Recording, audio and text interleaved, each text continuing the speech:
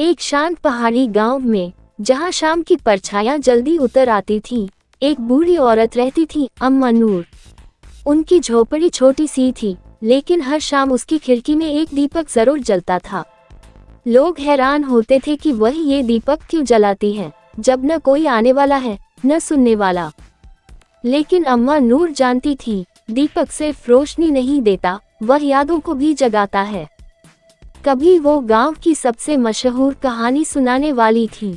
बच्चे, बूढ़े, सभी उनकी बातों को सांस रोककर सुनते थे। उनकी कहानियां सिर्फ शब्द नहीं होती थी, वो दुआओं की तरह दिल को छू जाती थी। लेकिन वक्त का कदम बेरहम होता है। बच्चे बड़े हो गए, कहानियां भूल गए, और अम्मा नूर अकेली रह गई। लेकिन दीपक जलता रहा। फिर एक तूफानी रात आई। बारिश आसमान को चीर रही थी, हवा दीवारों को हिला रही थी। दरवाजे पर दस्तक हुई। अम्मा नूर ने दरवाजा खोला। एक युवक खड़ा था, भीगा हुआ, थका हुआ।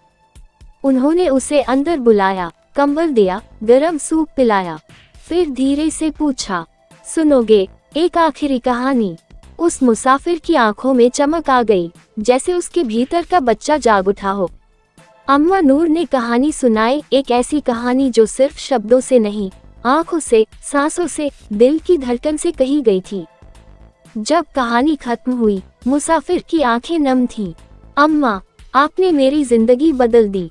ये दीपक सिर्फ उजाला नहीं करता, ये रास्ता दिखाता है, दिल का रास्ता।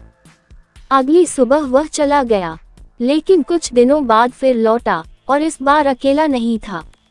उसके साथ और लोग थे। फिर और भी लोग आने लगे।